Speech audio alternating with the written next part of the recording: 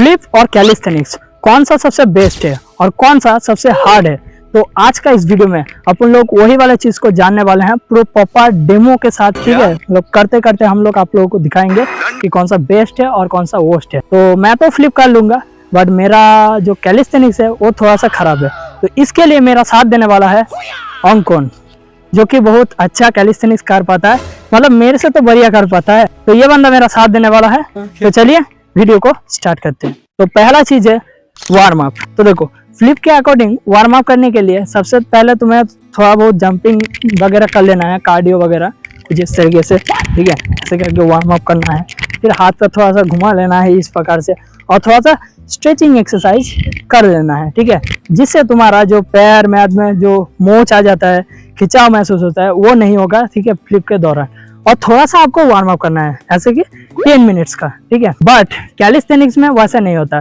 Calisthenics में किस प्रकार का वार्म अप होता है, थोड़ा सा हाथ पैर घुमा लो।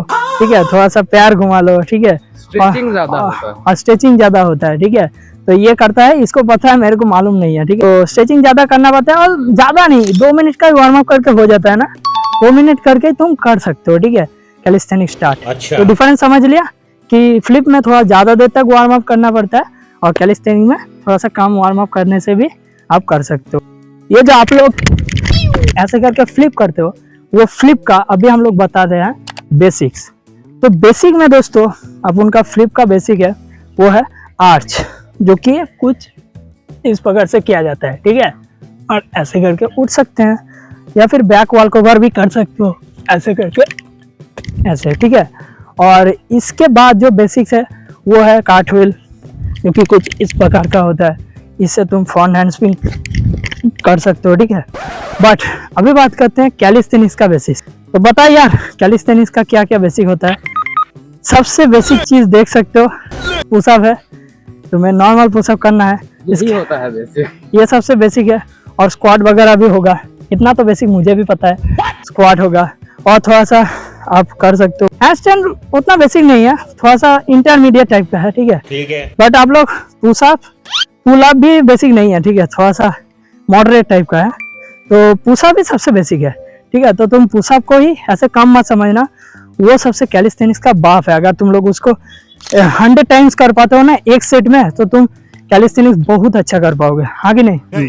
तो अभी आप लोग बात करने वाले हैं प्रैक्टिस प्लेस के बारे में, जो कि दोस्तों है फ्लिप में तुम अगर बिगिनर हो, ठीक है, तो तुम्हें एक सेफ प्लेस में जाके तुम प्रैक्टिस कर सकते हो। ठीक है, और सेफ प्लेस ही तुम्हारे लिए बेस्ट होगा। जैसे कि सेफ प्लेस यानी कि खौर हो गया, अभी के टाइम पे खौर ज्यादा चल रहा है। खौर, नदी, बालू, ऐसा टाइप का सेफ प्लेस में तुम प्रैक्टिस इजीली कर सकते हो। इसके बाद जब तुम उस फ्लिप को अच्छे से करने लगोगे, तब तुम इस ग्रास में भी कर सकते हो, या फिर तुम कंक्रीट में ट्राई मत करना। ठीक है, मैं बोल रहा हूँ। ठीक है, बट तुम हार्ड मिट्टी पे भी कर सकते हो अगर तुम प्रोफेशनल हो जाओ उसके बाद। और वहीं पे ही अगर तुम कैलिस्थेनिक्स का बात करो, तो कैलिस्थेनिक्स भाई तुम कहीं पे भी प्रैक्टिस कर सकते हो। तुम बिगिनर हो या फिर एडवांस हो, फर्क नहीं पड़ता, तुम कहीं पे भी प्रैक्टिस कर सकते हो, तुम्हें चोट नहीं लगेगा भाई। देखो ये जो फ्लिप है ना, कुछ इस प्रकार का फ्लिप है। ठीक है, देखो। ठीक है, फ्लिप या फिर कोई भी चीज तुम फ्लिप में कर रहे हो, वो सब चीज है कार्डियो का पार्ट है। ठीक है, तुम्हारा एब्स में ज्यादा चप पड़ेगा। जैसे कि ऐसे जंप होता है ना, उसी प्रकार का जंप तो तुम फ्लिप में यूज करते हो। तो ये बेसिकली कार्डियो का पार्ट है। और वहीं पे तुम अगर कैलिस्थेनिक्स का बात करो, तो कैलिस्थेनिक्स में बहुत ज्यादा स्ट्रेंथ लगेगा। ठीक है, तुम अगर एकदम दुबला पतला बंदे हो, मार के खत्म कर लिए हो, ठीक है, तो ऐसा टाइप का बंदे हो, तो तुम्हें ये सब चीजें करने में बहुत ज्यादा हार्ड लगेगा। तो बेसिकली तुम्हारा फुल मसल में जो पावर है, स्ट्रेंथ है, इस पे डिपेंड करता है। कितना स्ट्रेंथ है उस पे डिपेंड करता है तुम कैलिस्थेनिक्स अच्छा कर सकते हो या फिर नहीं। इसीलिए तो देखते हो कि ज्यादा बॉडी बिल्डर लोग अच्छा कैलिस्थेनिक्स कर पाते हैं। ठीक है, अगर वो लोग प्रैक्टिस करे तो। हाँ, ऐसे जिम वाला बंदा अगर ले जाओ कैलिस्थेनिक्स के, 2-4 कैलिस्थेनिक्स मार देगा ना कैलिस्थेनिक्स वाला बंदा, उसका फट के हाथ में आ जाएगा। ठीक है, तो स्ट्रेंथ के ऊपर काम करता है कैलिस्थेनिक्स, और कार्डियो पे काम करता है वो है फ्लिप्स। ठीक है, अब अपन बात करते हैं कूल एंड अट्रैक्टिवनेस के ऊपर, जो कि है तुम्हारा जो फ्लिप है या फिर कैलिस्थेनिक्स है, वो कैसा दिखता है लोगों के नजरिए से, वो आकर्षित दिखता है या विकर्षित दिखता है, मतलब गुड और बैड। ठीक है, तो तुम एक बात बताना। ठीक है, कोई बंदा ऐसे कैलिस्थेनिक्स कर रहा है, पुशअप मार रहा है, ठीक है, देखने में अच्छा तो लगता है, ठीक है, बट अगर कोई बंदा ऐसे बैक फ्लिप कर देता है उसको देखने में कितना मजा आता है, ठीक है। तो तुम बताना। और कोई बंदा अगर कोई मान लो कि ऐसे हैंड स्टैंड करके बैठा है, ठीक है, और नहीं कर पा रहा है तो उसको देखने में उतना कूल नहीं लगता, बट जो फ्लिप करके एक के बाद एक जाता है उसको देखने में बहुत ज़्यादा कूल लगता है, ठीक है। तो flip is really attractive than calisthenics, but वहीं पे तुम अगर हार्डर कैलिस्थेनिक्स का वेरिएशन करोगे, मतलब कि मसल अप, ठीक है, और उसके बाद जो 360 वाला स्पिन करके जो पुल अप होता है, और उसके बाद अगर हैंड स्टैंड तुम ज़्यादा देर तक होल्ड करो, ठीक है, तो तुम्हें वो और ज़्यादा कूल लगेगा, ठीक है। तो फ्लिप के मुकाबले में कैलिस्थेनिक्स भी कूल लगता है और फ्लिप भी कूल लगता है, ठीक है।